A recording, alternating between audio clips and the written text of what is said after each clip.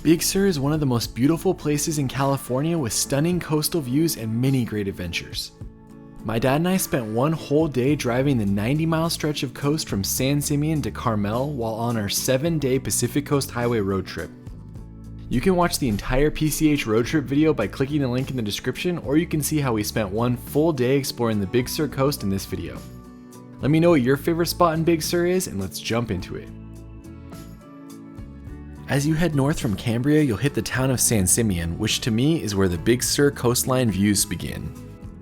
Of course, you can also visit Hearst Castle here, which I love, but I wouldn't do it unless you have a half day to explore. Trying to add it to a Big Sur day means you have to rush a lot of other stops along the way. If you're interested in visiting the castle though, I have 2 videos on my channels of different tours I've taken, and it's a great place to explore. From Hearst Castle, it's about a 7-minute drive to one of my favorite stops on PCH, the Elephant Seal Overlook. If you've ever wanted to see these animals, this is one of the best places to see them. According to their website, at some points during the year they could have up to 17,000 elephant seals on the shore. The peak times are January, April, and October. There's an elevated half-mile trail from the parking area that you can walk to get many different views of these massive animals. It's hilarious to just watch them barking at each other and flicking sand on their backs. The males get huge, like up to 5,000 pounds. The females are a lot smaller. They can lay on the beach for a month while they're molting. And this is pretty much all females. Pretty much all females that we saw here. After leaving the elephant seals, we drove past a lighthouse and made our way north along the Big Sur coastline towards Ragged Point. Note that this area is prone to landslides, and over the last 10 years there's been multiple times where you couldn't drive through the Big Sur coastline because of damage to the roads. So be sure to check before you plan a PCH drive. We're here at Ragged Point Inn, which is kind of like the unofficial start to the Big Sur coastline. Can explore a little bit before start the big drive. You can technically get down to the coast from here, but it looks pretty steep.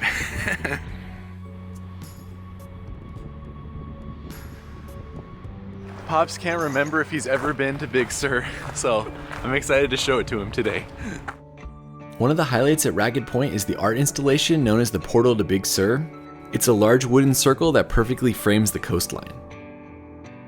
Also, how do you not remember whether you've been to Big Sur? When you're at Ragged Point, be sure to walk all the way out to the end because you get this cool forest and then an awesome view right at the point. This is a good picture of what the Big Sur Road looks like too. It's windy and there's some big drops. Ragged Point also has an inn and a restaurant, and I've never stayed there myself, but let me know if you have in the comments. Heading on to our next stop. From Ragged Point Inn, the next 70 miles is a 2-lane windy road with big drop-offs on one side. This is why this area takes so long to drive, is that the views are so amazing, there's lots of turnouts everywhere, and the road is just slow going. My dad and I left the Ragged Point area at around 10 a.m. and we didn't get to Carmel till 7:30 p.m.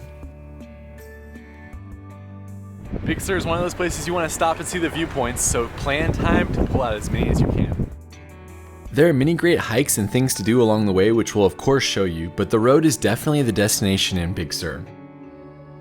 The coastline is stunning every way you look, with massive rocks out on the water and lots of different beaches with waves crashing on them.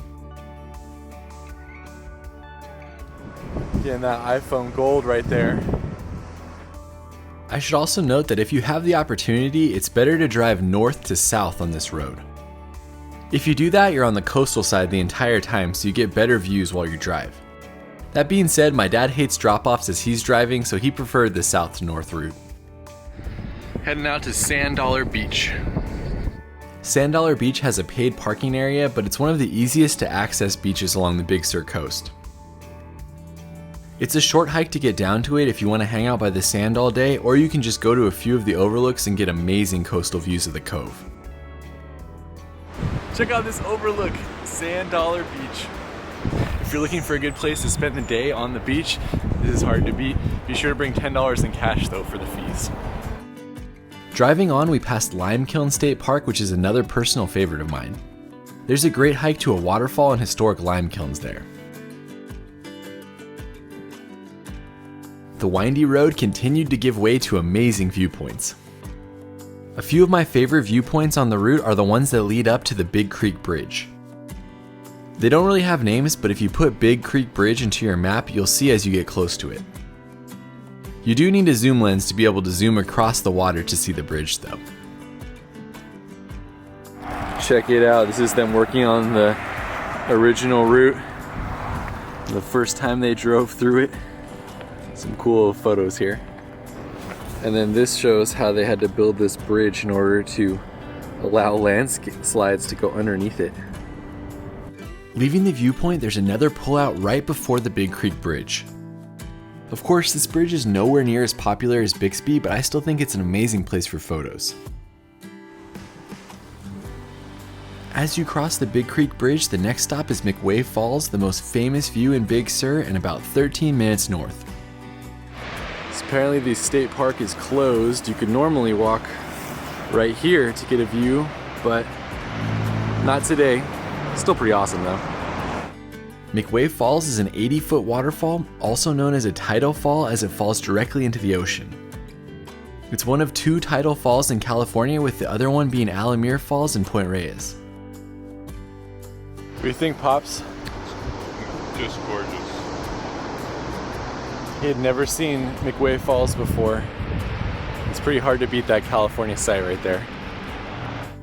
It's one of the most recognizable views on Pacific Coast Highway, and ever since it became popular with social media, it's been drawing people from all over the world to visit.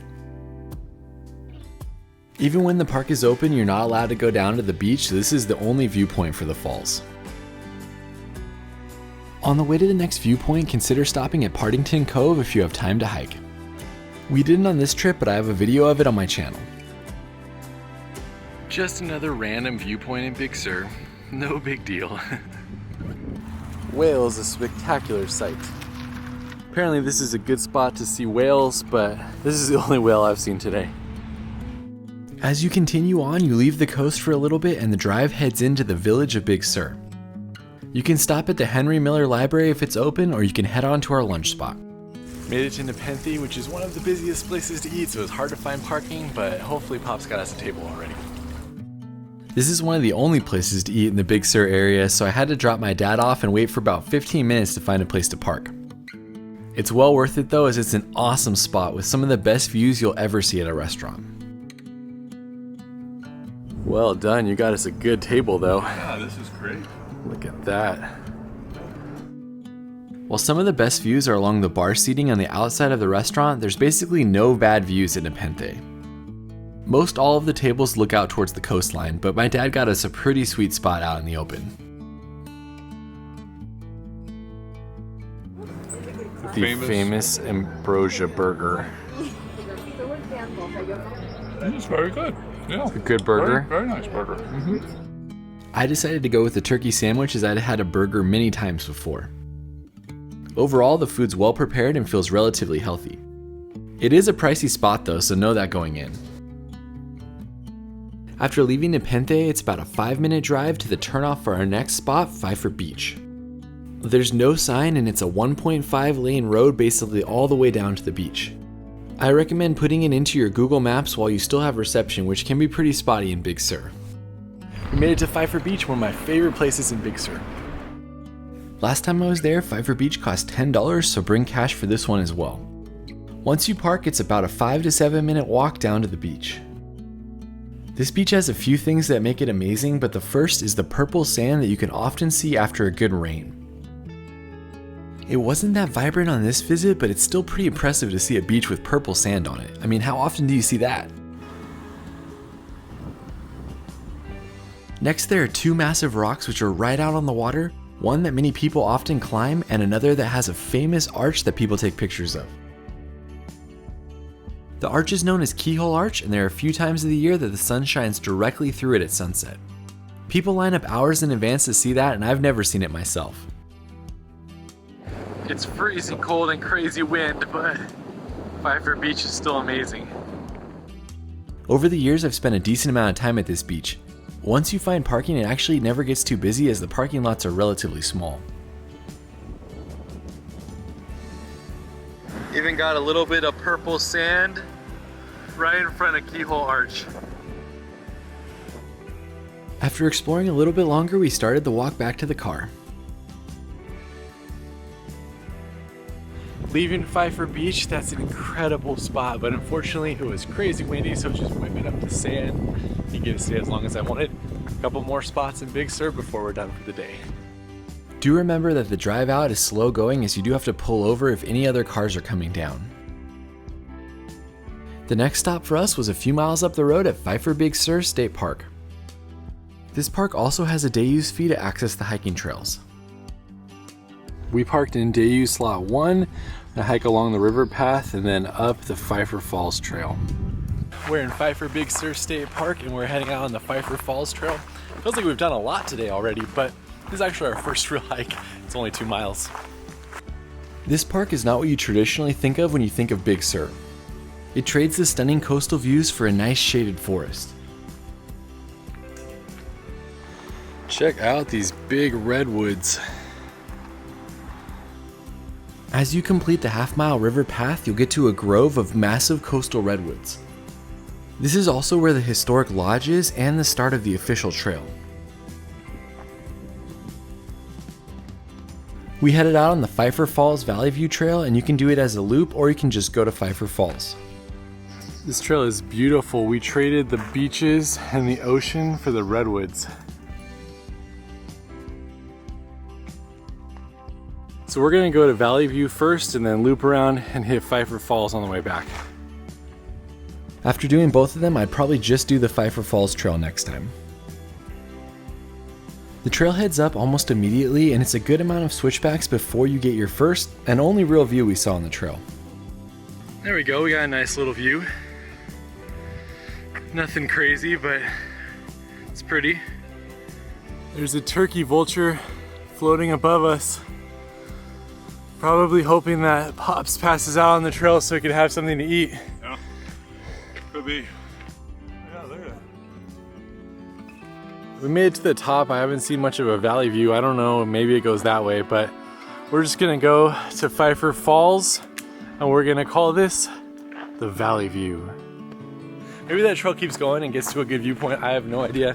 Other than that, it was kind of anticlimactic. There was that one view of the valley and that was about it. So you could probably just go to Pfeiffer Falls and back if you're doing this. I hear the waterfall. It's right in front of us, somewhere. That's a pretty nice valley view too with all those redwood trees. From the split, it's only about a quarter of a mile, mostly downhill, to get to the waterfall. That's better than I was thinking it was gonna be. Yeah. This is Pfeiffer Falls. Pretty good sized waterfall. Fun little hike. Pfeiffer Falls is about a 60-foot waterfall, and there's a little viewing platform that you can take it in from. That was a really nice waterfall, decent amount of flow in the middle of May. We're gonna take the other trail back through the redwoods to the car. On the way back down, we realized how amazing the actual Pfeiffer Falls trail is. It was way better than Valley View, with a stunning bridge and amazing views of the redwoods all around you.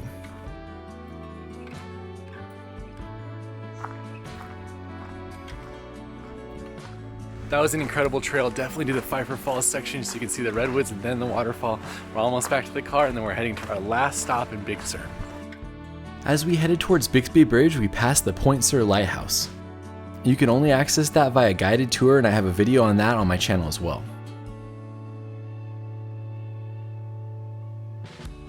Eventually we rounded a corner and saw a pullout with the amazing Bixby Bridge way out in front of us. I love bridges, so this is always one of my favorite stops on the Big Sur Drive. Made it to Bixby Bridge in the crazy wind.